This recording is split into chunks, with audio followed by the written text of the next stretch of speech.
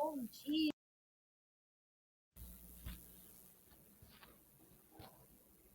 Bom dia, comunidade Giradal.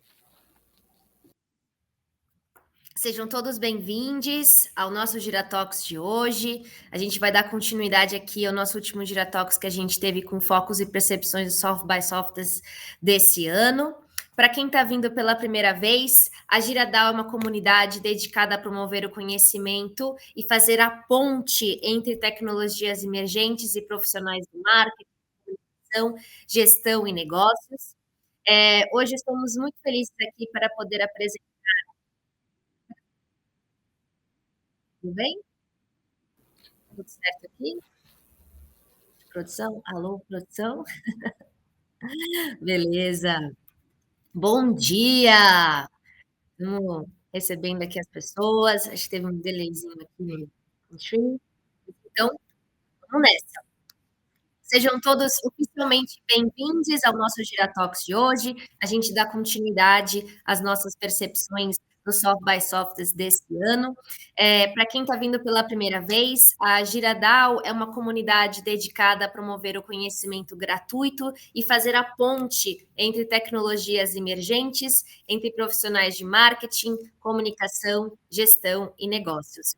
E hoje a gente tem um convidado super especial. Bom dia, Marcelo. Vou fazer uma apresentação aqui breve sobre você para o pessoal, mas quando eu passar a palavra para você também, pode se apresentar. Geralmente as pessoas gostam de falar também. O Marcelo Aquilino tem mais de 20 anos de experiência no mercado de marketing e publicidade, como especialista em estratégia de canais, Data Intelligence e Consumer Insights. Hoje, ele é sócio e Chief Media Data Officer da Ginga, tendo atuado em agências, empresas como Google, a Map BPO, OGV DM9 e outras. Ao longo da carreira, liderou projetos voltados à integração de mídia, dados e criatividade através de metodologias de marketing mix modeling. Uau, uma carreira em tanto! Que legal recebê-lo aqui, Marcelo. Seja super bem-vindo. A gente vai falar um pouquinho aqui sobre um tema que eu, confesso, me apaixonei aqui pela temática, a contracultura do algoritmo, insights para marcas mais humanas, o que eu acho que é o que a gente realmente precisa. Fala aí, Marcelo. Bom dia, pessoal, tudo bem? Obrigado aí pela audiência. Estou muito feliz em estar aqui falando um pouquinho das percepções que eu tive lá no SXSW.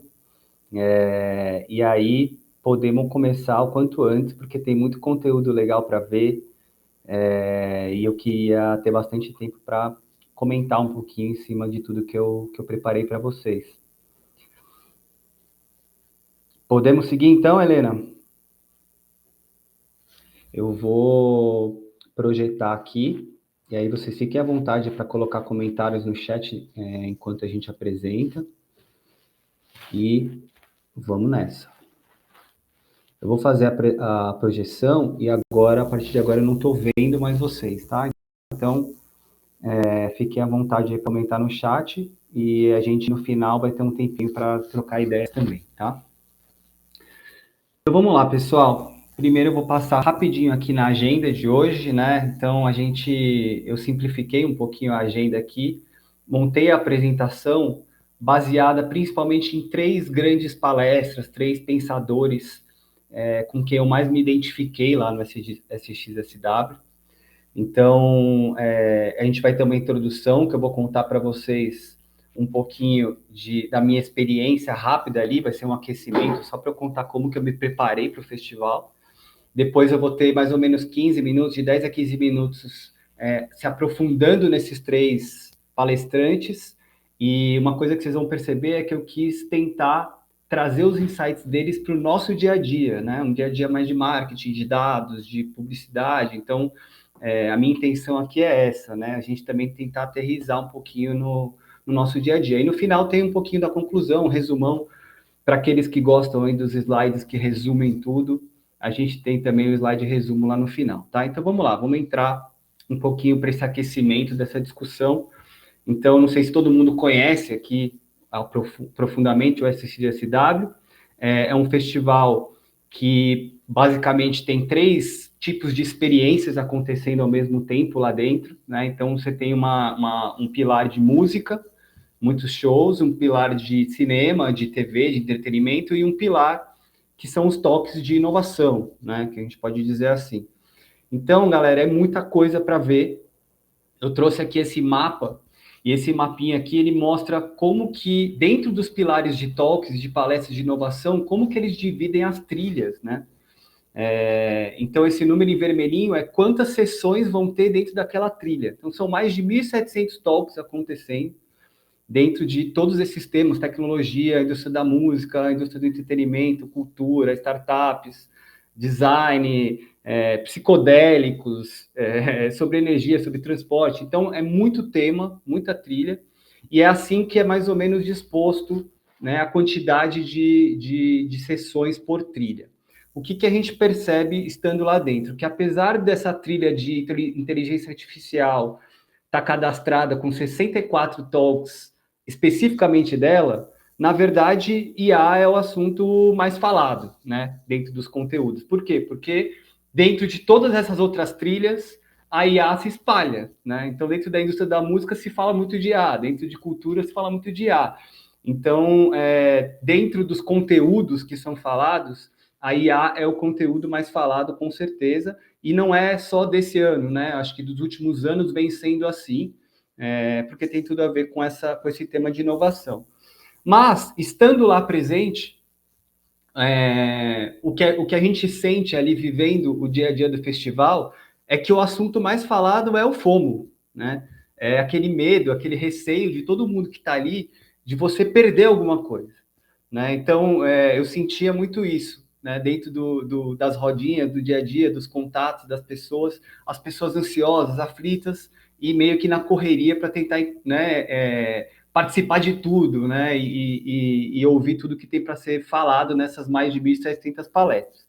Então, aqui nesse momento de aquecimento, eu vou contar para vocês como foi a minha experiência, né, nessa questão do FOMO, porque a partir do momento que eu soube que eu ia para o festival, 1 mês, 2 meses antes do festival, você já começa a se sentir ansioso, né? Porque você fala, cara, eu preciso me planejar para ver o melhor possível, né? E aí, o que é interessante, que eu não sei se todo mundo sabe, é que existe um aplicativo do SXSW, como vocês estão vendo aí na telinha, onde tem todas as palestras cadastradas, divididas por tema, divididas por lugares, e você já vai planejando né, a sua presença no festival, e aí você vai favoritando as palestras que você quer participar. Mas é muito louco, né, galera? Porque imagina que você começa a conversar com quem já foi, e começa a pesquisar sobre o festival, seguir os canais do festival, e você começa a perceber que das 1.700 talks que vai ter, você só vai conseguir ir em 4 por dia, em 25. Dos 1.600 shows de música que vão ter, você vai conseguir em 1, 2 por dia, são 14. Das 500 sessões de cinema, só vai conseguir em 5. Então você começa a entender a dimensão, né, da história toda, e você começa a sentir esse medo de não conseguir acompanhar tudo que vai acontecer. Para mim, foi muito parecido com uma sensação que eu tenho quando eu vou viajar, quando eu vou fazer uma viagem mais longa, fazer um mochilão, né, que é aquela sensação de, cara, eu particularmente, quem me conhece sabe que eu sou meio do contra. Então, eu não gosto muito de ficar indo nos pontos turísticos dos lugares quando eu vou viajar, né? Então, a minha intenção quando eu estava planejando o SXSW era fugir das palestras mais turísticas, né? Então, eu falei, cara, eu não vou ficar muito tempo em filas para ficar vendo uma palestra que é muito turística e todo mundo vai. Eu vou tentar criar trilhas alternativas, né? Mas na hora ali, né, na hora que você chega lá e que você vê aquela multidão de pessoas inovadoras e você começa a sentir aquele fomo ali de a galera falando, vai ter a palestra tal, vai ter a palestra tal, toda essa questão de fugir das palestras turísticas é tudo em vão. É igual como nas viagens mesmo. Você não vai para Paris e não vai dar uma passadinha na Torre Eiffel, né? Então, isso já foi uma primeira percepção que eu tive, que você fica planejando tudo, mas quando você chega ali na hora, as coisas mudam, a cabeça muda porque você é influenciado pelo ambiente do festival, né? Então, assim como nas viagens, quando eu me dei conta, eu já estava pegando 2 horas de fila lá. Esses vídeos foram eu mesmo que gravei lá, para assistir a palestra da Amy Webb, que eu vou falar dela daqui a pouco, que é a popstar do festival, né? Então, essa questão do FOMO já começa muito antes do festival, e conforme você está lá dentro, você vai sentindo essa sensação de estou perdendo algo. Mas, quando eu entrei na palestra da Amy Webb, depois de 2 horas de fila, foi muito libertador para mim, porque foi nessa palestra, nesse primeiro talk, que eu tive o meu primeiro grande insight dessa viagem, né? Foi nesse lugar, quando eu entrei lá e que eu vi aquela multidão dentro daquele salão, que eu me libertei do meu FOMO, né? Do meu medo de perder coisas. E por quê? Porque eu comecei a entender que a minha função ali não era necessariamente prestar atenção e captar todo o conteúdo que ela estava passando ali, né? Eu comecei a perceber que o que era importante para mim era entender a experiência que eu estava tendo ali. Então eu comecei a perceber como que as pessoas da audiência reagiam à apresentação dela, eu comecei a perceber como que ela montou o storytelling dela, eu comecei a perceber como que ela se posicionava no palco, como ela contava. E aí me veio essa sensação de que existe uma diferença quando você está num evento desse ao vivo entre a experiência que você está vivendo e o conteúdo que está sendo passado lá. O conteúdo, ele, depois de 10 minutos que acontece a palestra dela, está tudo disponível na internet, né? Então, inclusive, a própria palestra inteira no YouTube dela está lá para quem quiser ver, né? Então, eu fiquei com essa sensação igual uma sensação de quando você vai num show de música ou quando você vai numa palestra, numa partida de futebol, que assim, o jogo tá dado, o show tá dado. O que é legal para mim estando lá? É perceber o que está acontecendo ao redor disso, né? Esses aprendizados de estar lá ao vivo. E aí, essa primeira percepção que eu tive é o como que a gente está nessa era superficial, né? O como que a gente está vendo uma palestra de uma futurista incrível e as pessoas estão todas tirando foto dos slides dela para ser o primeiro a postar sobre aquela palestra, e parece que as pessoas não têm tempo de digerir o que ela está falando, né? Então tá tudo muito superficial. Eu olhava para o lado, eu via todos os celularezinhos das pessoas transcrevendo a palestra dela, né? E já criando artigos para postar no LinkedIn, sem ela ter acabado a palestra ainda, né? Então, para mim, eu fiquei com essa sensação que foi muito incrível, que foi eu não estou aqui para consumir todos os conteúdos e já postar em tempo real o que está acontecendo, o que está sendo falado. Eu estou aqui para interpretar tudo o que está acontecendo aqui, ter um tempo de digerir, e agora, esse dia aqui, essa apresentação aqui, é exatamente tudo que eu consegui captar, né, e digerir com profundidade, né, com uma percepção mais profunda do que eu vi lá. Então, o que eu vou falar para vocês a partir de agora aqui, nos capítulos dos pensadores, né, dos palestrantes, é apenas a minha percepção da XXSW, é a minha experiência individual, né? É o quanto que eu aprendi lá e o quanto que nesses 2 meses aqui eu digeri essas informações. Eu não vou me aprofundar especificamente em todos os conteúdos que eles passaram lá, porque isso está dado, isso vocês podem olhar e pesquisar. Então, eu não estou aqui para falar verdades absolutas, né? Então, tentem olhar na ótica de que isso tudo que eu vou falar aqui é apenas a minha percepção do que eu senti, do que eu experienciei lá, que foi 0,5% do que o festival proporcionou, né? Tem em vista que tem lá mais de 1.700 palestras, 1.600 shows e 500 sessões de cinema, tá? Então vamos lá, vamos entrar aqui no primeiro ato que eu estou chamando, que é a própria palestra da Amy Webb. E a Amy Webb, para quem não conhece ela é uma futurista, hoje ela é CEO de um instituto, podemos dizer assim, né, que ela chama de Future Today Institute, que é um instituto de pesquisa que fala sobre as tendências do futuro. Ela se apresenta lá no SX desde o começo do festival, há mais de 20 anos, e nos últimos 18 anos do festival, ela lança lá no festival o reporte da empresa dela, que ela chama de Tech Trends Report, e ela usa o festival para lançar isso, por isso que ela é tão pop lá no festival. Então, como eu falei, olha que maluco, a apresentação dela teve 32 temas de inovação que ela teve que falar em 60 minutos. É quase um tema diferente de inovação a cada 2 minutos. Então é muito esquizofrênico o negócio, né? E aí é o que eu falei, tudo que ela falou lá tá solto aí na internet, é só vocês pesquisarem e tem lá. Ela falou sobre um arroz de carne, ela falou sobre um tijolo que é um pulmão, ela falou sobre experiências de colocarem dentes humanos em porcos, ela falou sobre espermatozoides teleguiados para ter mais eficiência, falou sobre computadores que estão conectados diretamente com neurônios humanos. Então foram 32 temas malucos soltos, né? E eu não acho que aqui é o caso de eu falar sobre isso, porque é só vocês pesquisarem que vocês vão notar. Eu vou passar aqui um trechinho rapidinho de 1 minuto e pouquinho sobre o insight e o tema que eu gostaria de falar da palestra dela. Vamos lá. I am very, very, very happy to be with all of you today. There's a lot happening. So, bom dia, meus amigos do Brasil.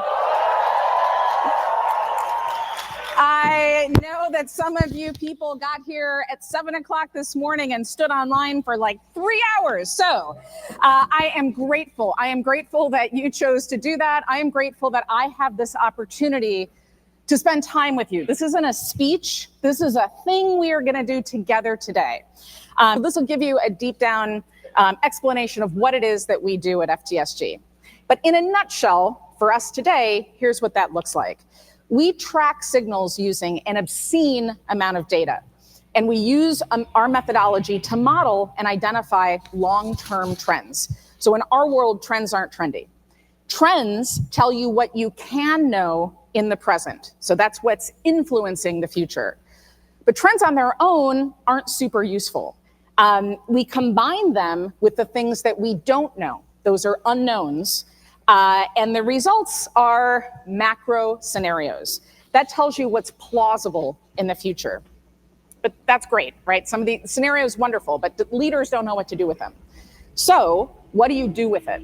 Well, that part is strategy. And if we drill down on this Venn diagram here, the last step of the process in foresight is to ask, where is the world going? Where will value be created? And how will we participate?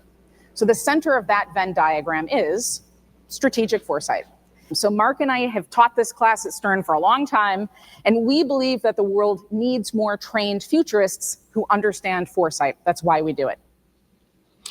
Então, galera, olha que maluco, né? Eu, ao invés de ficar prestando atenção nas inovações que ela estava mostrando, eu fiquei pensando assim, como que ela gera valor para o negócio dela? Ela passou 15 minutos dos 60 minutos que ela tem fazendo o jabá dela, né? Mostrando o report que ela faz todo ano, que esse report tem mais de 1000 páginas, e que eles fazem esse report que ela estava lançando lá em apenas 6 pessoas. E aí eu fiquei pirando nisso, falei, cara, ela tá falando com os maiores C-level do mundo de inovação, ela tá vendendo um produto dela, que é um tech report que é baseado em dados, então o trabalho dela é interpretar dados, né? E ela vende isso gastando com um custo com uma equipe de 6 pessoas, ou seja, ela influencia todos os caras inovadores do mundo com uma equipe de 6 pessoas, fazendo um report que ela apresenta todo ano na CXSW, e ela gasta 15 minutos do tempo dela para falar disso, para falar a profundidade do report, como que você usa o report e tudo mais.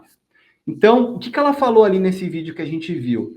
Ela falou que ela trabalha com uma quantidade obscena de dados, e ela transforma esses dados em tendências, né? Só que as tendências são comportamentos que você traqueia no presente, mas por si só elas não são úteis. Para elas serem úteis, você precisa combinar ela com outros dados.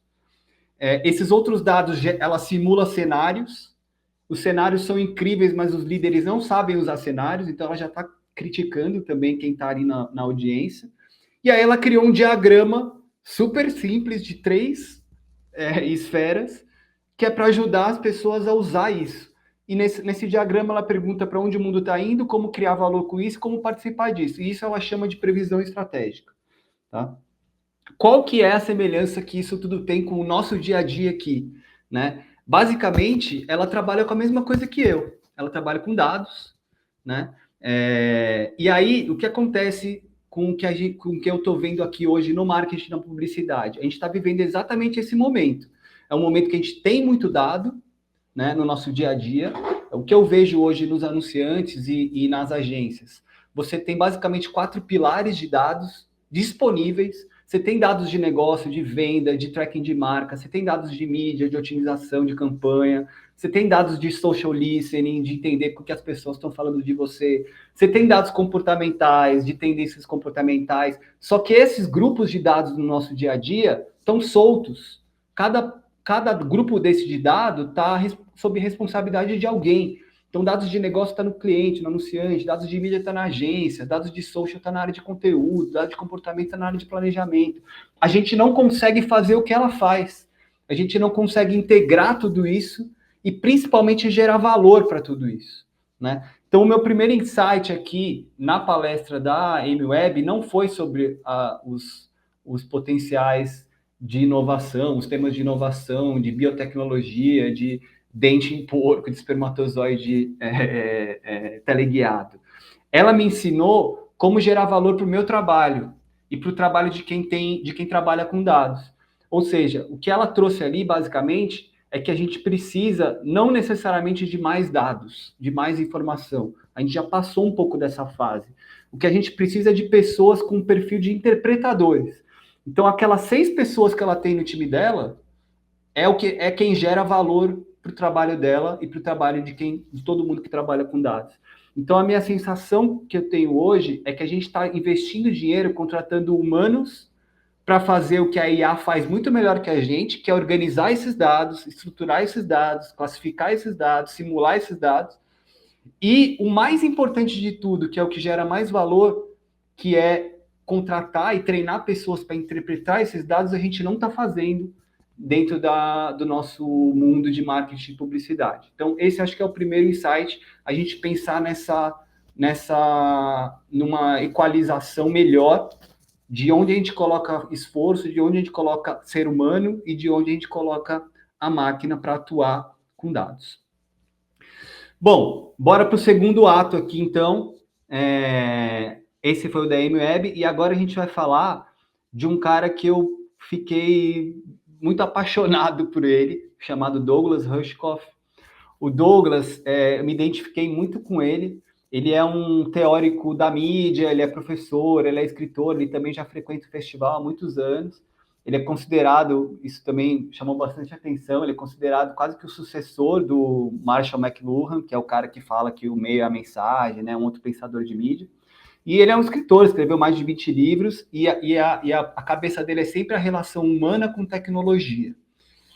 E aí, qual que é o tema principal dele? Qual que é a função dele no SXSW? Ele é o cara do contra, né? Então, assim como eu falei que eu sou do contra lá, as pessoas me veem como do contra, eu me identifiquei com ele por causa disso. Então, foi a palestra que eu me senti muito à vontade, assim, me senti feliz de ter escolhido a palestra dele, porque ele estava lá até para falar um pouco mal do festival. Então, ele fala que, no início, o SXSW era muito para quem desafiava o óbvio. Era para quem era contra a cultura da música, contra a cultura do cinema, contra a cultura da tecnologia, né? E aí, hoje, ele critica um pouco o festival, porque ele fala que o festival está indo para um lugar mais óbvio, para um lugar onde os palestrantes falam que a audiência quer ouvir, né? E você quebra um pouco essa função do que o SXSW sempre foi. Ele acredita hoje muito que a gente está indo para um caminho onde a gente está sendo vigiado, onde a gente está sendo controlado pelos algoritmos. E aí ele passa muito por esse tema que não é dele, mas que é até interessante de quem tiver interesse em se aprofundar mais, que é o tecnofeudalismo, né? Que é esse monopólio das grandes plataformas, que tem um discurso de inovação, mas, na verdade, eles estão padronizando, né, toda a comunicação. Então, é muito louco isso, né? Se a gente pegar as grandes plataformas de mídia hoje, o discurso deles é: somos inovadores, estamos adquirindo startups. Só que esse movimento, ele, no fundo, o que o Douglas fala, é que eles tiram a inovação da mão das startups e trazem para dentro dos grandes monopólios deles, né? Então, eles estão monopolizando a inovação do jeito que eles querem. Então, gostei muito desse discurso. Ele fala muito do tema weird, né, dos estranhos, e inclusive o slogan da cidade de Austin, por isso que eu coloquei essa camisetinha aí, é Keep Austin Weird. Então, ele prega muito por isso, ele gosta dessa cultura dos esquisitos, dos estranhos, né, da contracultura. Vou botar um trechinho dele falando aqui para vocês. But what happens once people are investing money in this thing? Once people have bets on the net, on digital culture, they no longer want the infinite possibility of novelty and weird. That's not what you bet on. When you place a bet, what do you want? A higher probability of your bet coming true. But that's what it's about, increasing the probability of your profit. So instead of giving weird people tools to create novelty and new possibilities, we use tools on people to increase the probability of their behavior. Right? And we built this digital Skinner box around people in order to not just experiment on them, but in order to guarantee certain kinds of outcomes. Because what we're doing now is using technology to auto-tune human beings. And that's the part that feels so awful and scary to so much of us. Right? If you're on Facebook, you understand the way social media works. They use your past to figure out what statistical bucket to put you in, and then put things in your news feed that get you to behave truer to your statistical model. Right? So they can increase the probability. If they knew with 80% accuracy that you were going to go on a diet next month, they want to edge that up to 85 or 90% accuracy. They want to take the 20% of people who were going to do take a novel action, take something out of away from their statistical accuracy. They want to shave that group down. They want to reduce the weird, reduce the people who are not behaving according to the statistical models. Então essa frase dele para mim ficou muito forte na minha cabeça, né? Que parece que os algoritmos estão padronizando a gente, parece que eles estão colocando a gente, né, num modelo, numa média, né? E as pessoas que são mais estranhas, que quebram modelos, que são mais inovadoras, elas parecem que são excluídas desses algoritmos, né? E aí, de novo, eu vou trazer um pouco desse pensamento para o nosso dia a dia, né? Então, o que isso tem a ver com o nosso dia a dia? Tem tudo a ver, né? Tem 100% relação com o nosso dia a dia. A gente está vivendo exatamente o reflexo disso. Se a gente prestar atenção nas nossas timelines, com um olhar de publicitário, né, com um olhar de gestores de marca, tá tudo muito padronizado. Comecem a reparar com mais detalhe, com mais atenção, em como que os bancos digitais são iguais, cada um com a sua cor forte, né? Só que o jeito de postar, o jeito de comunicar é muito parecido, a forma de comunicar, de mostrar as imagens, as mensagens, tá todo mundo perdendo a diferenciação, porque a gente está apostando no algoritmo para ajudar a gente a tornar isso mais eficiente, né? Só que o algoritmo está jogando a gente no mesmo lugar, né? Então, está colocando as marcas todas no mesmo lugar. Então, a gente está com muito foco em performance, a gente está caindo na criatividade e, consequentemente, a gente está caindo na atenção das pessoas, baseado nessa cultura do algoritmo. Então, isso é uma coisa muito evidente para mim, que no dia a dia eu vejo que a gente está com muito foco na otimização de mídia, ao invés de usar o que a gente tem de mais potente, que é a otimização criativa. Eu, como mídia de 20 anos e trabalhando com dados, me sinto feliz de poder falar isso, porque eu vejo que os criativos têm muita dificuldade de conseguir comprovar isso.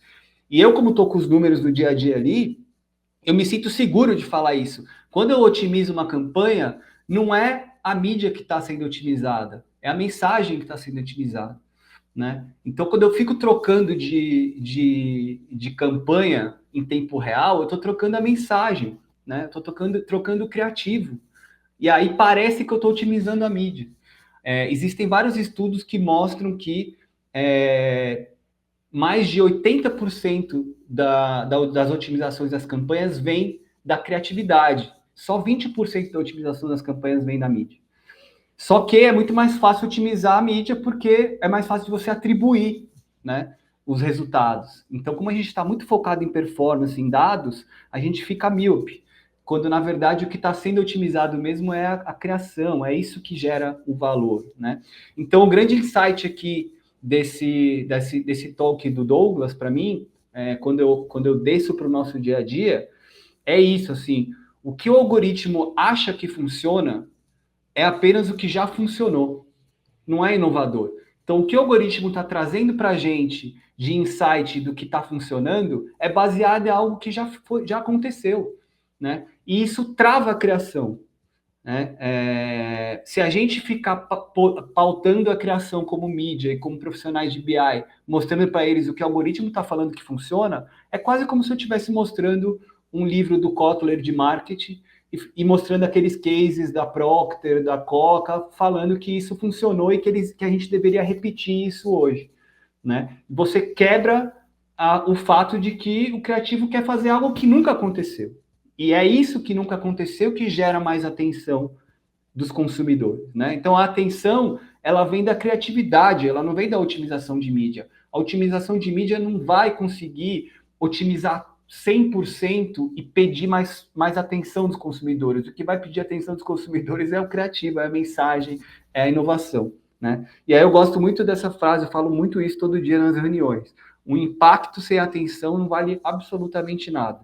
E hoje a gente está vivendo essa era da falta de atenção. Então não adianta ficar comprando impacto, comprando como a gente comprava antigamente, porque é um pouco para onde os algoritmos estão levando a gente, né? Fazendo conta de como você compra mais barato, de como você compra impacto mais barato, mas e a qualidade desse impacto? Se as pessoas não pararem para ver o que você está falando, não adianta comprar mais impacto, né? Então, fiquei com esse insight da gente tomar cuidado, porque assim, é nas redes sociais que as pessoas investem e gastam mais tempo hoje, né? A gente não pode fechar os olhos para isso. É lá que as pessoas estão. Então a gente não pode subvalorizar a timeline. Eu vejo hoje que a gente está tentando utilizar a inteligência artificial para criar mais peças e ser mais produtivo, ser mais eficiente, ao invés de criar 10 peças, a gente cria 800 peças, joga tudo lá na timeline e tem o pensamento assim, mas é só um post, vai passar rápido, vai passar batido. Não é, né? Não é isso. A rede social hoje ela é exatamente a plataforma que a gente tem condições de construir marcas lá dentro, a gente tem condições de se relacionar com as pessoas, né? Se a gente não usar isso a nosso favor, a gente está voltando a construir marca e a fazer mídia como a gente fazia antigamente, que é comprando só impacto na TV, impacto na revista, impacto no jornal. Se a gente tem uma plataforma que a gente consegue conversar com as pessoas, né? Vamos usar ela no seu maior potencial, né? Vamos se aprofundar, vamos pegar insight, vamos potencializar a criatividade ali dentro também. E não ficar com esse pensamento, é só um post, é só orgânico, né? Então eu fiquei com essa sensação de a gente tomar cuidado com os algoritmos para eles não pasteurizarem os nossos pensamentos, tá? Então essa é o insight do capítulo do Douglas. Vamos agora para o nosso terceiro capítulo. Esse capítulo aqui é um capítulo um pouquinho mais longo, é sobre a Cheryl Miller. Também me apaixonei por ela. Por quê? Porque ela trouxe essa visão mais humana.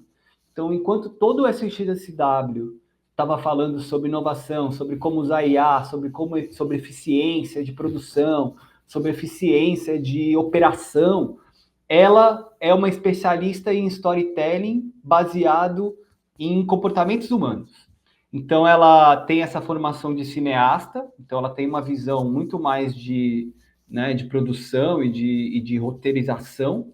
Ela hoje é founder de uma agência full, né, que é uma agência de propaganda, de advertising full, só que muito foco em storytelling e produção. Essa foi a 5ª vez já que ela estava lá no SX, sempre com esse foco em qualidades humanas atreladas à inovação e tal. E ela tem alguns documentários interessantes, depois vale a pena vocês também pesquisarem sobre ela. Ganhou vários prêmios com documentários, sempre focados muito nessa essência humana, tá? O que ela falou muito lá? Ela correu muito nesse discurso de que, tanto fisiologicamente, quanto na prática, quanto no lado criativo de publicidade, o ser humano funciona muito mais na emoção do que na razão. e que o mercado de marketing de publicidade muitas vezes inverte isso.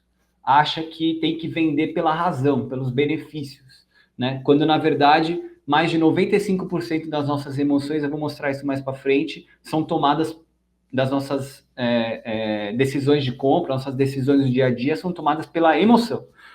Então, ela fala muito disso, que as marcas que captam experiências humanas tendem a parecer mais humanas, e isso ganha muita importância nesse momento que a gente está vivendo um mundo de automação, né, de produção através de inteligência artificial. E aí, eu acho que o ponto central da discussão dela foi essa questão da empatia, né? A empatia é aquela sensação que você tem de sentir o que o outro sente. E ela falou que a inteligência artificial não tem isso, não vai ter isso, né? Então, o quanto é importante, quando a gente está vendo um conteúdo, a gente ser empático com aquele ator que está lá, com aquela pessoa de verdade que está lá, né? Hoje eu estava vendo um vídeo feito por inteligência artificial, que era super perfeito, de guerra e tal. Agora tem muito disso, né? A gente recebe isso todo dia. Olha que perfeição, olha como traz emoção. Traz emoção, mas não é diferente você ver um ator de verdade atuando num filme desse e sentir a empatia, né, de como que ele se preparou para fazer aquela atuação, dos cacos, dos cacuetes. Não é diferente você ver isso de ver um ator fake, uma pessoa que você nunca viu, você não sabe a história dele, você não sabe o contexto de nada, é um ator do metaverso, né? Essa é a diferença do que a gente recebe hoje produzido por IA e do que a gente vê produzido por atores verdadeiros ou por personalidades verdadeiras. Então, ela falou muito sobre essa diferença entre emoção e razão. Vou passar um trechinho dela aqui para vocês. Powerade had always been about empowering athletes. But until then, their marketing focused on the product's benefits, the right mix of ingredients to keep an athlete hydrated during a strenuous workout. Powerade now also stands for empowering their mental well-being and also challenging the win-at-all-cost mentality of sports. Our next storytelling truth illustrates just one of many benefits when a brand talks about its values in its marketing. When brands talk about their products' benefits, they tap into rational thinking. We decide what to buy based on emotion, not rational thinking. To ignite people's emotions, tell stories about your values and beliefs. Agora eu vou passar o anúncio que ela se referiu para a gente também discutir um pouquinho em cima disso aqui. Biles, greatest gymnast, is saying, I'm not myself, but she has on her shoulders. The pressure on these young athletes is greater than ever.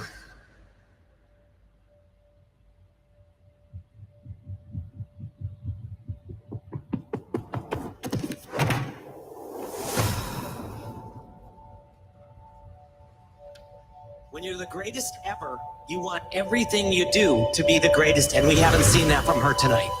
I had no idea where I was in the air. You could literally see it in my eyes in the pictures. Like I was petrified. I felt broken. That's why I decided to take a pause. It's okay to say, I need help.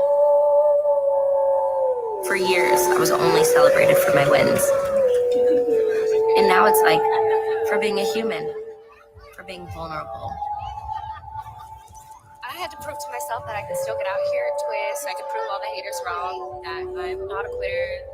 One moment you're on top of the world, and the next you find yourself gasping for air. I had to relearn to trust myself. I still have to dig deep down and remember why I'm doing it. And do it for the little girl.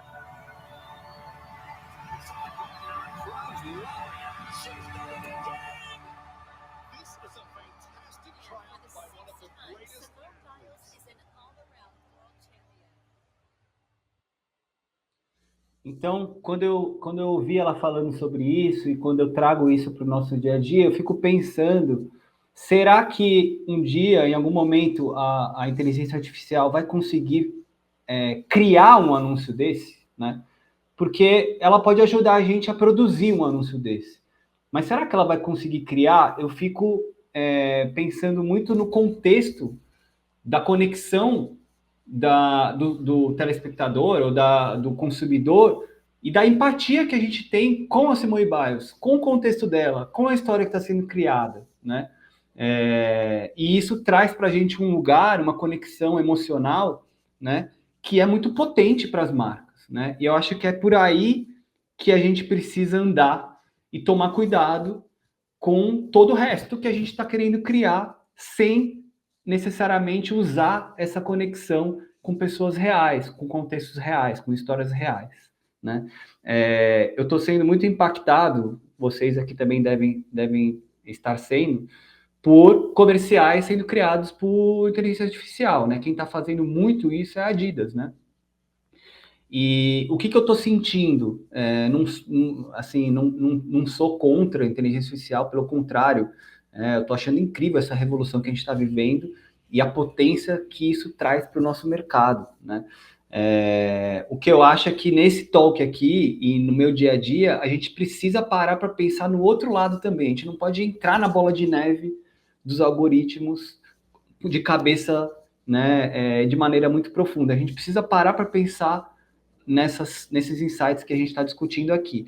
Quando eu vejo a Adidas colocando esses comerciais no ar, eu vejo ela se aproveitando muito do PR gerado por serem comerciais feitos por inteligência artificial e não pela potência criativa e de conexão desses anúncios com o consumidor, né? Então ele é muito potente no PR, todo mundo está falando desses comerciais exatamente por eles terem sido criados por inteligência artificial, né? A gente não está falando de conexões emocionais que esses anúncios geram com os consumidores. Então é um pouco por aí que o caminho que a Shiro Miller acendeu na minha cabeça. E aí tem mais um anúncio, ela usou o anúncio da Volkswagen, que vocês devem conhecer bem, que foi aquele anúncio da Elis Regina, né, junto com a Maria Rita, feito pela UMAP, se não me engano tem 3 anos já esse case, e ela usou esse anúncio exatamente para cutucar um pouco esse tema aqui. Vou passar mais um trechinho aqui de 30 segundos dela comentando um pouco sobre isso. You can harness the magic of AI to tell exceptionally human stories. If you start with imagination and use AI as a tool to bring your imagination to life in a moving way, as Volkswagen has done here. Então ela fala muito desses caminhos e eu achei muito louco ela contar desse case, porque é um case antigo já, né, galera? Então, assim, muito provavelmente ela não encontrou muitos cases de lá para cá que fazem isso que ela falou, que é a gente começa com a imaginação humana e a gente usa a IA para potencializar essa emoção, né? Então, esse case da Volkswagen é um case que conecta emocionalmente com as pessoas, é um exemplo de case que se conecta emocionalmente com as pessoas usando a inteligência artificial como uma ferramenta. Mas o processo imaginativo e criativo é nosso, né? Então, esse caminho é um caminho interessante. Um outro caminho interessante é desse anúncio, que eu não sei se vocês já viram, eu vou passar para vocês aqui, que é um anúncio bem emocional do Google, utilizando também o tema IA, mas não necessariamente a IA como ferramenta. Last job, I was working across several different groups. You know what? Let me practice that one again.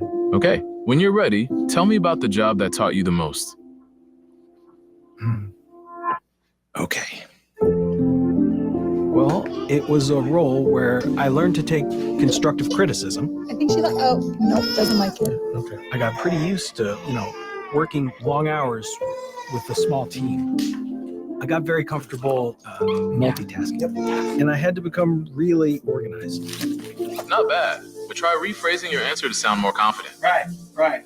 Okay. I was asked to make a lot of quick decisions and do a lot of negotiating. One more book. Talk about your experiences working with others. Oh, Well, I'm at my best when I'm collaborating. If it's for the team, I'll do whatever it takes. This job description you shared mentions on-the-job training. Well, I am a fast learner. I don't always have all the answers, but I get the job done. No matter how long it takes. And I'm not afraid to admit when I'm wrong. But most importantly, I show up every day, no matter what. All right, last question. When it comes to work, what motivates you? I guess knowing that people can depend on me.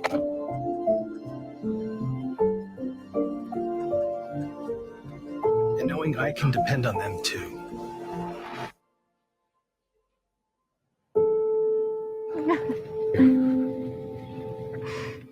That's a great answer. Sounds like you're ready. Hey, James, thanks for joining us. It's good to see you all. I've been looking forward to talking. Então, esse caminho, para mim, ele é exatamente o lugar onde as marcas deveriam hoje parar para pensar como utilizar inteligência artificial de diversas formas. Então, uma coisa é você utilizar ela como ferramenta para otimizar a produção, para você conseguir produzir a sua ideia mais rápido, né? E outro caminho é você usar o tema inteligência artificial, né, como uma maneira de você se conectar emocionalmente com as pessoas, né? O Itaú fez isso também, né, no final do ano, com os anúncios deles. E eu acho que a gente precisa hoje tomar esse cuidado. Eu acho que a gente precisa, as marcas, para a gente conseguir se conectar emocionalmente com as pessoas, a gente precisa talvez seguir os dois caminhos, né? Então, usar o IA para potencializar, né, para ganhar eficiência, para ajudar a gente a ter os insights, né? Mas, por um outro lado, a gente não pode esquecer de se conectar com as pessoas através da emoção, que, inclusive, pode ser através do tema de IA também, né? E aí, a gente já está acabando aqui, a gente está indo para a reta final, e eu trouxe aqui para vocês um momento nerd, né? Eu tenho um pouco desse lado aqui, e eu queria também aterrissar um pouquinho com vocês que tudo que eu estou falando aqui também tem muita base teórica, tem muita base em pesquisa. Então, tem um artigo que, inclusive, é vendido como livro na Amazon e tal, que é esse artigo feito pelo Les Binet e pelo Peter Field, que chama The Long and the Short of It, que prova que a publicidade emocional é mais eficaz que a racional. Eles analisaram mais de 1.000 cases premiados lá no F da Inglaterra para chegar nessa conclusão, né? Então, eles trazem dados que as propagandas emocionais, elas geram 2 vezes mais lucro mesmo, eles conseguiram atrelar lucro, ao crescimento de negócios, do que as propagandas 100% racionais, e gera mais lucro até do que as propagandas combinadas entre racional e emocional, que é esse primeiro gráfico da figura 53. E também chegaram a conclusões que as propagandas mais emocionais, elas geram 2 vezes mais eficiência para aumentar market share, né, através de share of voice, que é através de um espaço maior que você ocupa na cabeça das pessoas. Então, já tem grandes pesquisas provando isso, né? E a gente não pode ser negacionista aqui no marketing também, de falar, mas é uma coisa ilusória, é um pensamento só de criativos, né? E não é provado que isso acontece. E isso tudo, esse estudo aqui do Les Binet, ele é embasado pela neurociência, né? Então, não é só na publicidade. Tanto o Daniel Kahneman aqui nesse livro que Rápido e Devagar, quanto o Antônio Damasio, nesse outro livro que é o Erro de Descartes, eles falam que todas as nossas decisões do dia a dia, 95% são tomadas pela emoção, assim, pelo nosso lado mais emocional do que racional, né? Então, o insight que eu tiro aqui desse último capítulo, que é o capítulo da Cheryl Miller, é exatamente isso, né, que a gente veio falando ao longo do processo. As conexões emocionais impactam mais do que as racionais das decisões de compra. Então, o desafio que a gente tem agora é como que a gente usa a inteligência artificial para potencializar a criatividade, né? E não apenas como uma ferramenta de eficiência. Eu acho que isso foi o que eu vi pouco lá no SXSW. muita gente mostrando como usar a IA para ganhar eficiência e pouca gente mostrando o que a IA não faz, o que a IA não vai fazer, que é esse caminho mais humano, por enquanto, né? Pelo menos por enquanto a gente está falando aqui do hoje, que é esse caminho da empatia, que é esse caminho da percepção de qual que é a emoção que está relacionada com aquilo que a gente está vendo criado por inteligência artificial. Tá? Então, agora a gente pode fechar aqui, fazendo um resumão dos três tópicos por onde a gente passou. Então, Insight 1, lá da MWeb, né, a gente já tem uma quantidade brutal de dados. A IA pode ajudar a gente a estruturar e classificar esses dados. Mas o que gera valor mesmo é quem interpreta. Né? E quem interpreta é o ser humano. Né? Somos nós que criamos os prompts de interpretação. Somos nós que olhamos aqueles dados e ficamos ali 1 hora tentando achar insights daquilo. Óbvio que a IA pode ajudar, mas o insight mesmo vem da gente. Por isso que ela faz um report que todos os C-levels veem com 6 pessoas só no time dela e gera valor para isso. Insight 2, do Douglas. O que o algoritmo acha que funciona é apenas o que já funcionou, né? Não é necessariamente uma inovação. A gente não está sendo inovador quando a gente segue as regras do algoritmo. E a gente não pode deixar os algoritmos pasteurizarem as timelines. A criatividade, o que é estranho, vem dos humanos. Então, insight do Douglas da contracultura. E o insight 3 agora, da Cheryl Miller, é essa história de que as marcas e a publicidade deveriam ser catapultas para a inovação. Mas a gente está mais preocupado em como aumentar a eficiência de produção através da IA. Né?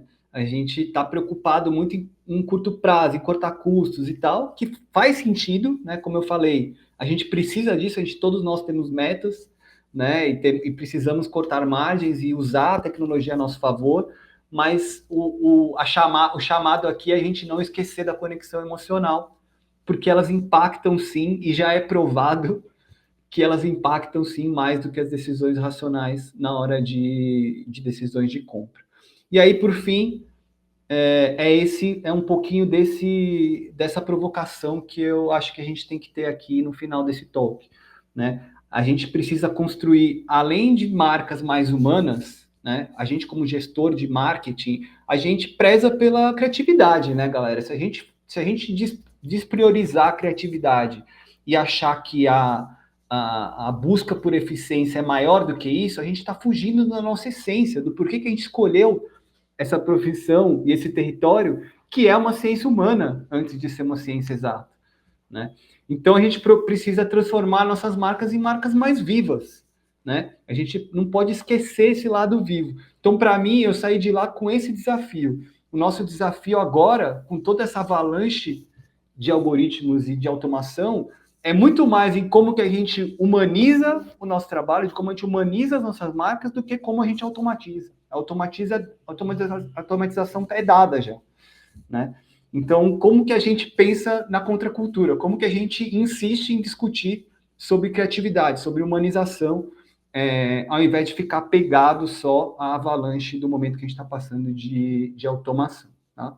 Então é isso, muito obrigado. Acho que a gente tem aqui agora ainda alguns minutinhos para perguntas, para falar um pouquinho, quem sentir a vontade de discutir, de colocar algum ponto, eu estou super à disposição aqui agora nesses últimos minutos. Obrigado a todos aí. Muito obrigada, Marcelo. Nossa, eu ainda estou um pouco impactada com esse ads que você mostrou do Google, fazendo essa relação dele com o trabalho, com o pai.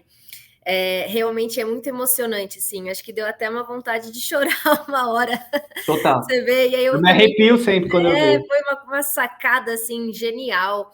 E isso me fez pensar também como é que a gente, né, você deixou muito claro, e a gente concorda, a gente sabe disso há muito tempo também, que nem a Fernanda Loredo trouxe aqui, né? As emoções podem intensificar a memória, uma vez que a atenção e memória são coisas cada vez mais raras. E eu acho que fica um desafio de como é que a gente conta histórias emocionantes com 3, 6, 15 segundos, né? Porque a gente sabe também que essa não é só um desafio de algoritmo, mas é um desafio de tempo hoje em dia também. Então, como é que a gente pode fomentar e entender e achar oportunidades com essas camadas de emoção, muito legal que você trouxe, super importantes, e como é que a gente também consegue fazer isso em 6 segundos, que acaba sendo a realidade de muitas marcas, né? Marcas, creators e tudo mais. Eu acredito, Helena, que esse ponto dos 6 segundos é uma discussão que a gente tem todo dia dentro das agências. Dos É um desafio mesmo. Sabe qual que é a visão? É que não são só 6 segundos, são 6 segundos dentro de um pensamento maior, né? Então, uma campanha, uma comunicação, os 6 segundos que estão na timeline, ou os 15 segundos que estão no Stories, eles fazem parte de um todo, eles não estão soltos lá, avulsos, né? E a gente fica nessa correria de faz um post, coloca lá e tal, mas para que é esse post? Sim, né? Qual a história por trás? Dentro de tudo. Então, a pessoa, o consumidor, ele não é impactado só por esse post, ele é impactado pelo que a marca fala na TV, pelo que a marca fala na mídia exterior, pelo que ela fala nos canais proprietários dela, e, by the way, por esse post também, né? Então, isso tudo faz parte de uma história que está sendo construída na cabeça das pessoas, né? Sim. E também entender movimentos, assim, acho que as marcas têm que começar a ficar atentas, que às vezes o anúncio traz uma reação adversa, por exemplo, não entendendo a emoção e jornada do consumidor. Eu não sei se vocês perceberam, eu vou trazer um olhar assim bem negativo do que eu vivi ontem. Eu estava assistindo uma série nova que estreou lá da Nicole Kidman, da Nine Perfect Strangers, que é super legal, também fala de um monte de coisa interessante. E, gente, no meio da série que a gente estava assistindo, apareceu o anúncio, como se fosse... Eu me senti na Warner Channel 10 anos atrás, quando eu ia assistir uma série e vinha um anúncio. E a Prime Video fez isso 2 vezes, um comercial. Eles colocaram 3 comerciais ao mesmo tempo, durante 1 minuto, durante a série. Eu falei assim, gente... eu não vou nem comprar dessa marca agora de raiva, entendeu? Exato. Então, eu acho que também é entender as emoções da jornada que a gente está, como é que a gente... né? O Google também fala muito sobre isso, que essa nova jornada de compra não linear, como é que a gente também consegue respeitar o momento do consumidor, né? Você falou uma coisa que eu achei muito legal sobre marcas vivas, e se elas estão vivas, elas têm que estar respeitando o ambiente que elas estão sendo vivas também, né? Então, como é que nosso papel como comunicólogos, marqueteiros, profissionais de mídia, marketing, como também a gente consegue co-criar, assim, não retroceder e começar a fazer um modelo de anúncio que era da Warner Channel, que lembra? Era sempre aqueles comerciais iguais. Exato.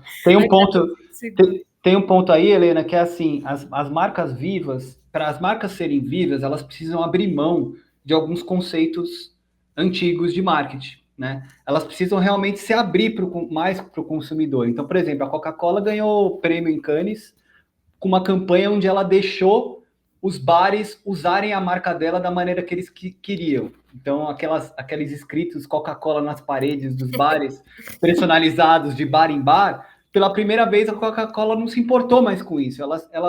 Ela meio que quase que abriu mão um pouco do brand guide dela para ter uma conexão maior com as pessoas. Assim. Então, eu acho que a marca também precisa sofrer atualizações diárias, igual a gente faz com o nosso celular, né? Sim. Então, assim, ela precisa ir se atualizando com o tempo. Ela não pode ficar presa a conceitos travados, porque o digital fez a gente conversar com as pessoas. Né? Ele abriu essa porta aí para a gente. A gente não pode voltar a trabalhar como a gente trabalhava antes, que era comprando impacto, né? Sim.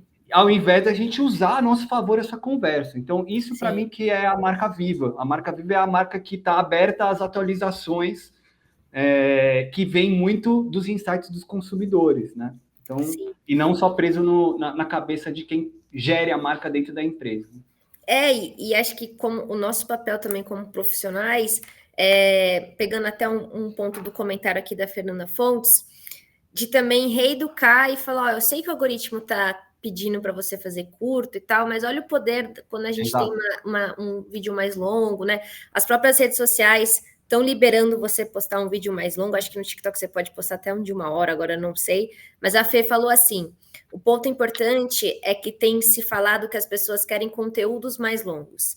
Creators já estão apostando nisso, principalmente quando você tem uma comunidade forte. Eu acho que o ponto que ela traz aqui é muito legal, né? Essa questão de quando você está na comunidade, você já tem ali uma camada de lovers, né? De apaixonados e que querem mais e mais e mais poder consumir isso também.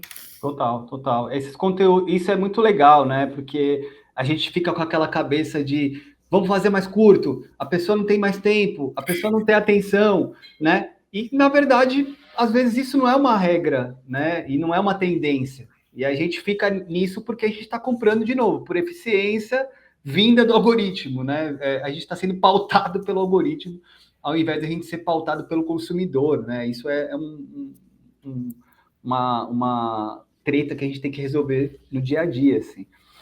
E tem que entender também, porque, em teoria, é o nosso comportamento que dita o algoritmo, né? Porque o algoritmo só está lendo o que a gente está reproduzindo e está mapeando. Então, também, muito também, essa retomada de controle que a gente tem, sabe? Isso. Então, a gente entender que nós, consumidores, a gente também pode reeducar esse algoritmo, e nós, como profissionais de mídia, marketing, de comunicação, a gente também tem que cavar toda a questão que eu achei muito legal, como você falou, dessa otimização criativa, né? Principalmente quando você traz assim, que um impacto sem atenção não vale nada.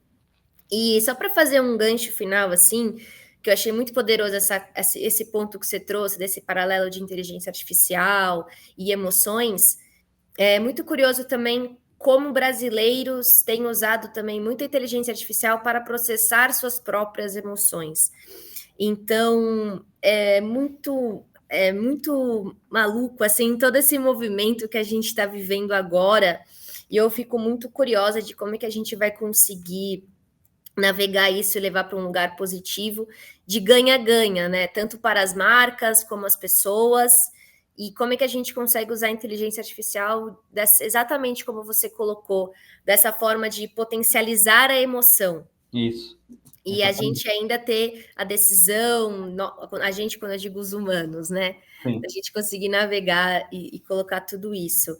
Algumas marcas têm tentado ressuscitar algumas pessoas para trazer essa emoção, né? Que nem você trouxe esse case super legal deles, Regina. Trouxe algumas polêmicas também de contexto. A gente falou isso sobre até que às vezes não é só entender a emoção, mas entender o contexto daquela emoção. Então, as marcas, elas precisam também entender várias questões de como mitigar riscos de contexto. Isso é muito importante também.